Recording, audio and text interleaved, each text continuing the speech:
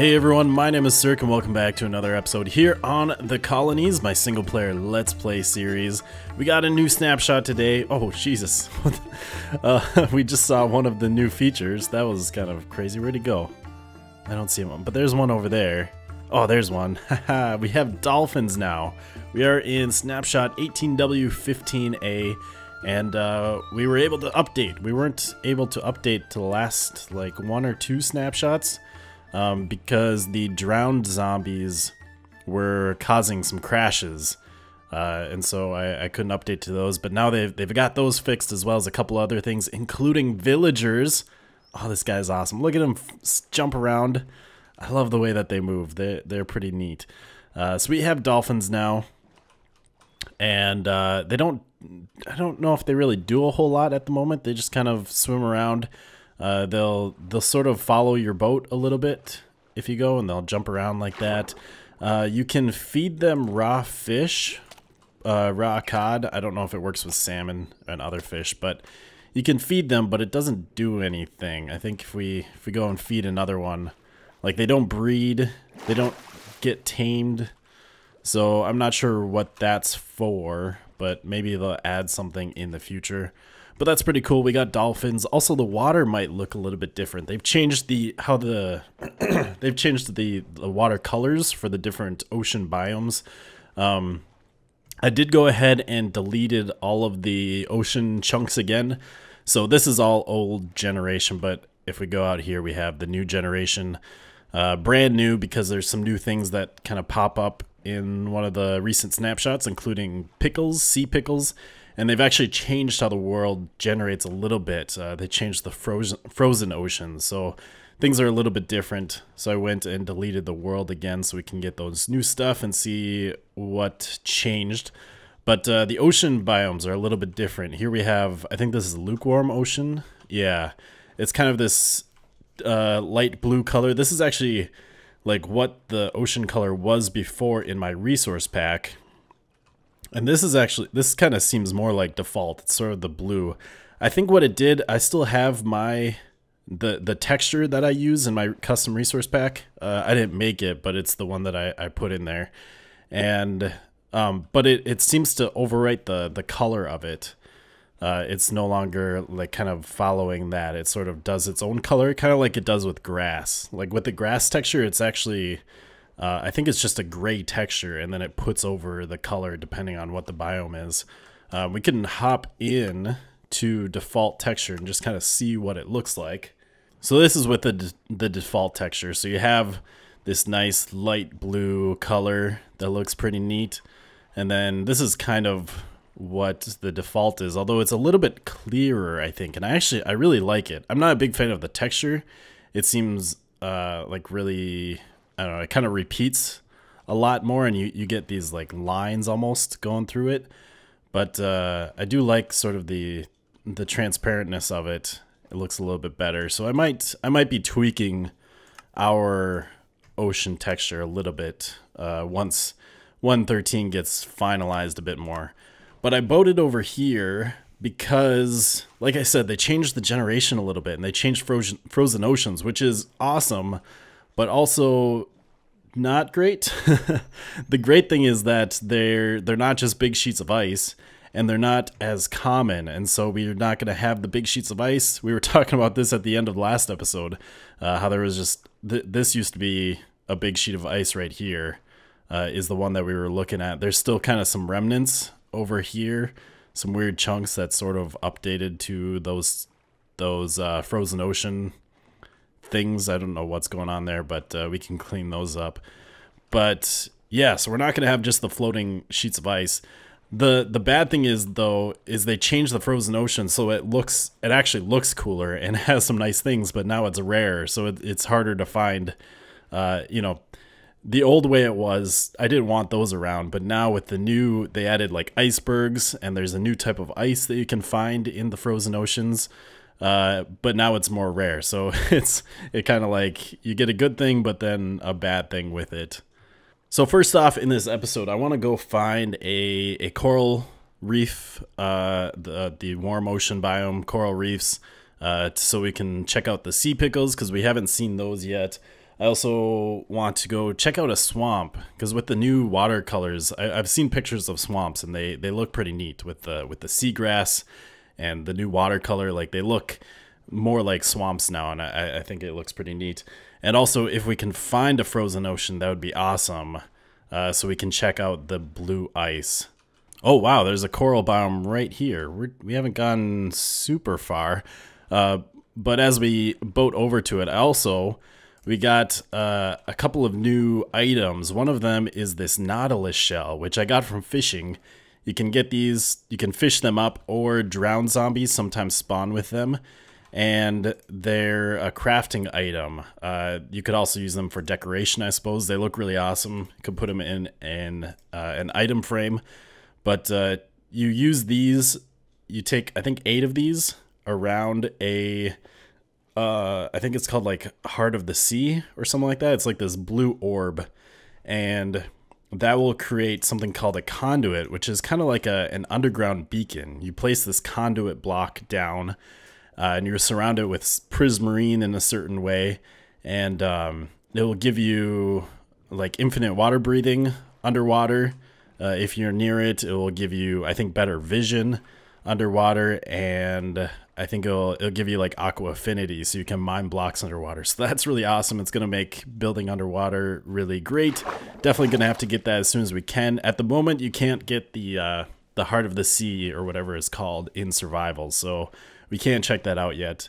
But here we have the coral reef, and this is what I wanted to check out here. We have these sea pickles, and you can probably tell there's some light going on around here. I need to drink a potion of water breathing. All right, now I can head back in, grab these sea pickles. So they create light, which is pretty cool. It's a nice little underwater source of light. Make a little decoration, a useful decoration around your builds. So you can place them anywhere underwater, I believe, like most other things that they've added, the seagrass and the kelp and the coral. And the more sea pickles you put in a block, the brighter it gets. And I think at this level, is that level 14? Or is it 15? Oh, I think it's full 15 light. So that's pretty cool. A nice way to add light to your underwater builds. I think they've also changed the texture of these corals. I think they all used to have like this texture. I don't remember exactly. I know they've changed the name of them. And they also added, I think they're called like coral fans, which apparently don't generate in survival. Coral fans are basically coral that you can put on the side of the blocks. So I'm assuming that they'll add those. I know you can get them in creative. Did we get all the different types? We got, we need magenta and purple. Where's the purple? Ooh, I like the purple. That's a nice one. So they changed the names of these. You got tube coral, fire coral, bubble, brain, and horn coral, I guess, to make them a little bit more realistic. I think those are actual types of coral. I've heard of brain coral. I think that's the only one that I've really heard of, but I'd assume that those are at least similar to actual corals in real life. Well, these guys are real jerks. He just hit his friend. Oh, that's hilarious. Good job. Good job. They hit my boat. They sunk my ship. Also, oh, ouch. Get some regen going. Let's go for a swim real quick. Getting 2 of them is a little tough. One was just fine. All right, there we go. I have been using the trident quite a bit. I've sort of switched that out over my sword and my bow, which, by the way, where is my bow? Did I leave that back at the enchanting place last time I was there? I really like that items float also, because otherwise I would have had to go diving down for my boat. But yeah, the trident's really nice. It's kind of weak. I think it takes usually like 3 hits to kill something, versus like a bow, I can sometimes kill them in 1, especially with the flame. Which way are we going? We want to go east? Yeah, east. But it's really nice weapon to use, because it's basically a melee and ranged weapon in 1. And I just like the way that it looks and the way that it works. And here we have the swamp looking very swampy. Oh, look at all that 2 high grass.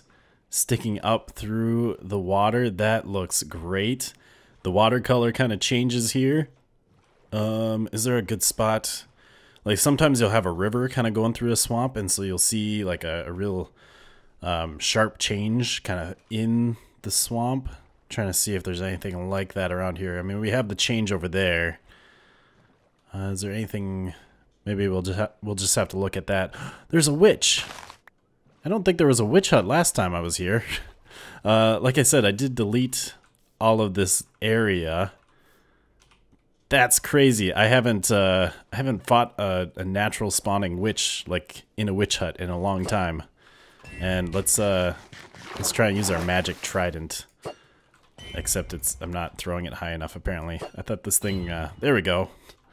I wonder if I can even I'm gonna have to hit her quickly to actually do enough damage here.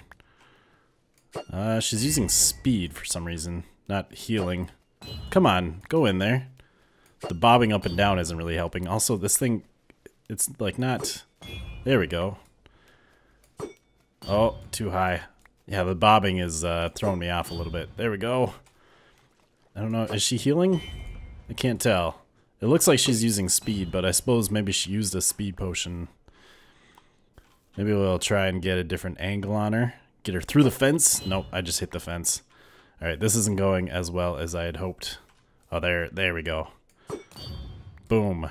And boom. And you can just see her little corner of her head. Gotta be doing damage faster than that. Oh, I missed. No. This is not working.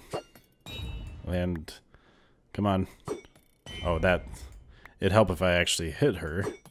Okay, this isn't going well at all. You know what? Come down here with me. Get out of here. We just need to... What? Why did I lose it? That was weird. Unless I accidentally hit the drop button. Haha, we did it. We vanquished the witch, and this looks like it's all in a swamp biome. That is fantastic. I haven't built a witch farm in a long time. Not saying we'll do that soon, but it's here for if we want to do it. Anyways, let's look at the water. That's what I wanted to look at. Because there's actually a new feature as well with the water. I think it only works with the water. But you can change like how quickly biomes, the color biomes change, or the colors of the biomes switch. So if we go to video settings, you have this option down here, biome blend. We can put that all the way to off, and then that just gives you one block changes, and that might work. I suppose that probably works with grass as well. Oh yeah, right here you got river and then the swamp here.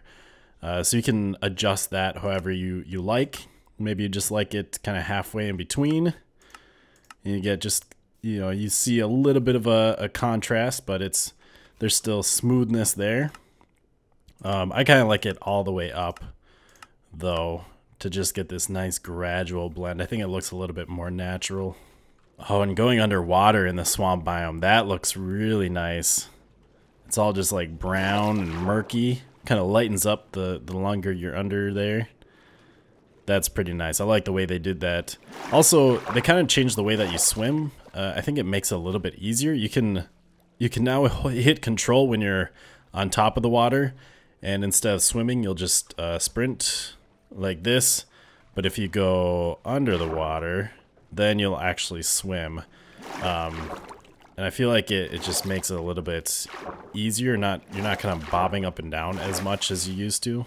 Anyways, now it's time for the really exciting part, and hopefully we can do it. We need to go find a frozen ocean, because I want to see these icebergs and play around with the blue ice that they added. Well, I have been all over this ocean trying to find some icebergs, and they have made them way too rare. I didn't like the frozen oceans before with the big sheets of ice in bad spots, but now icebergs they're too rare. I want to find an iceberg, and I can't. I cannot. I seriously have looked all over, but I did find the next best thing. I went to Amidst and got a little help from the wonderful mapping program, and we found an ice spikes biome which means we can get some packed ice. And the reason why I want to do this, grab it with my Silk Touch axe because I don't have a Silk Touch pickaxe. I am a scrub. We're what, 19 episodes in? 20 episodes in almost? Or is this episode 20? This might be episode 20, and we still don't have a Silk Touch pickaxe. We need a Silk Touch shovel as well. Well, now that the villagers are fixed, and they should be breeding up again, hopefully we can get some good villager trading going. But anyways, I want to grab this stuff because you can make the new ice with the packed ice. So let's grab 27 of these, and that will give us 3 whole blocks of the new ice. There it is, the blue ice. It takes 9 packed ice. Let's do that. And apparently this stuff, it's just like packed ice. It's like a solid block. It doesn't melt. But apparently it's more slippery than packed ice. I don't think it's as slippery for mobs, but it is more slippery for items, which is it's kind of hard to tell with so few. I wonder, oh, I don't really want to break it. I'm assuming you need Silk Touch for this. Let's try it. Whatever, it's just a resource. Oh, it breaks really slowly. And you don't get it back. Huh, I wonder, there must not be I wonder if that's on purpose? I mean, I guess it is super compact packed ice. But I think when they first made packed ice, it didn't have a tool. And so it took forever to break, but then they did make the pickaxe the tool, so you can break it a lot quicker. Anyways, I'm going to gather up a whole bunch of this stuff, and maybe we'll just bring it back home. I'll try and find maybe a different route back home, see if we can still get lucky with an iceberg. And then we'll play around with this stuff and see what you can do with it. And we're here at our future trading village to play around with the blue ice because I want to see these guys do something. Please, just do something. You've been wandering around aimlessly for so long. Oh my gosh. It is the first baby of the series. We have a baby librarian. That's actually, well, I guess it could be a cartographer. Look at all this food sitting on the ground. Take it. You guys need to eat. Keep eating so you can keep breeding. Breed all the babies. Another one. Oh, that's awesome. Wow, they must have did it when I was over there. They like first got loaded in. That is just fantastic. Finally, we can get some new villagers in here. Get some villager trading, which I need it. I need it. I need some Silk Touch. Silk Touch books would be great to put on my pickaxes and my shovels so we can get some podzol. Mending books would be fantastic. I've been trying to do some just enchanting, but it's very slow going with just my skeleton farm, which honestly I need to get a better XP farm anyways. But let's get down to business. I'm just gonna sit around here. Oh, we got an iron golem. We got enough villagers now for one of these. That's cool. Hey buddy, let's do some tests here. We'll just kind of hang out here so that the villagers can keep doing their thing. And I guess this wasn't a great spot. I should have picked a flatter spot. But we're just going to, we're going to take out these blocks. And I got some packed ice here. So we'll do that. And then I have some, or I guess I don't have some. I'm going to have to make some. And we have a full 16 blocks. Wow, I think this is officially the rarest block in the game. I would think, besides like the dragon egg, since packed ice is already pretty rare. Even with the icebergs, I mean we haven't found any icebergs, so they must be rare. The ice spikes biome are rare, and it takes 9 of the packed ice just to get a blue ice. Ugh, I don't like it. Anyways, let's try this out. I suppose I'll need another water bucket. Is there? Oh, there's water over here. Yeah, we can just grab that. Try this out. So, players and mobs, I don't think really get moved around any faster. That seems pretty standard speed. Although I don't think ice really does anything for mobs, just like standing or getting pushed through water. But items should be a little bit different. So this is the packed ice. Throw an item in there, and it's pretty fast. Now the blue ice looks about the same. I thought it was more slippery. That looks very similar. I don't know. I was expecting like a lot faster. That doesn't really look much faster unless there's something else with it being more slippery, like just doing that will go faster. I don't know. Let's just toss an item down here. I guess it does. Yeah, if you look at that, it definitely goes faster and it goes farther. Maybe that's what they're referring to. It's not necessarily the speed if you put like water in there. It's just items will go farther. Okay, well that's not as useful then as I had hoped. Now with the villagers actually fixed and breeding and doing what they're supposed to do, we should really get back to work on our village here. Get these guys moved over to their new area, get homes built for them, and get this place bustling with life so we can get some trades unlocked and get that all set up. And so I planned a little house design. Wondering what you guys think of this. I saw something, I think it was either on Reddit or Twitter earlier today, and it was kind of this like beehive hut. It was these people had built it in the jungle. It was like the types of homes that they had built. I don't know how they built it. I'm assuming it was like sticks, and then the outside was like covered in mud for the coating, and it looked really cool. And so this is kind of my attempt at that, although this isn't quite the final version. What I really want to do is we'll go in here and we'll just strip all these logs. I thought this would be pretty fun to do on camera and see the transformation. We saw the shape, now we're going to see kind of its final form here. And I think this will be a good use of, you know, new 1.13 blocks that I haven't used yet. I haven't done anything with these yet, and I don't really have any plans with them.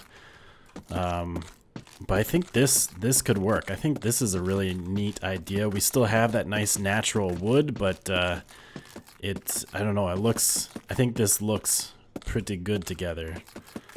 So just do something like that and take a step back, and there we go. So now we have kind of a muddier hut looking thing. And I think we could work with this. This is just like the base structure. We'll probably have bigger houses that maybe use this sort of design style, but you know, it could be like a few of these little domes connected would be pretty neat. Have some bigger domes. I don't know if I'd go smaller than this. This is pretty small, although we could try just having like a real small hut. But then we'd have to have a door on the front, so this actually counts as a house. And I'd want to do some sort of detailing, which I don't know exactly what we can do with that. There's not a whole lot of blocks that go with these. We do have some fences. I don't know, what about, I don't think dark oak trapdoors would look very good. But what about like spruce trapdoors, or maybe even buttons? Would buttons look good on them? Let's get some of this stuff. So I think spruce planks looks alright with this. Like it sort of has too much texture, but maybe instead of this log going across, we could do something like that for the door. Is a possibility, although I'm not sure about that. That looks weird. But we could put some buttons in here, maybe some, I suppose we'd want to use the dark oak just to get a little bit of contrast, add a little bit of detail in there. Maybe we could play around with fences around here. Yeah, I don't know. It's something I'd have to play around with and really figure out. But the thing is, whenever I build stuff, my first thought is basically you take your, well, we wouldn't use those. We'd take your logs. This would be like the corner of the house, and then you'd have this, and then the other corner, and then you'd go over here, and like this is your house. Maybe you'd have a different block on the bottom. It would be like stone on the bottom. But I'm very much used to building with logs in the corners, using planks for the walls, very boxy houses, and I'd like to do something different here, especially since I know we talked a long time ago when we came up with the name for this place, which is Grand Marais, which is large, what is it, large marsh, basically, big marsh. But we wanted this to be a more naturalistic village. We wanted the villagers to be kind of the indigenous people here, and they have very, very natural homes. So I'm thinking we could do something like this, is my thought. And I think I would like to mix in logs somewhere, maybe not necessarily into this house. I don't know. We'll have to play around with it. But yeah, what are your thoughts on that? I think it is time to end the episode, though.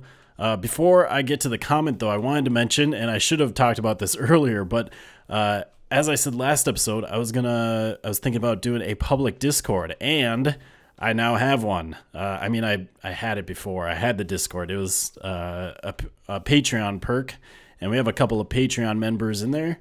But I've now reworked the whole thing and kind of set it up for public use. So I'm going to have a link to that down in the description.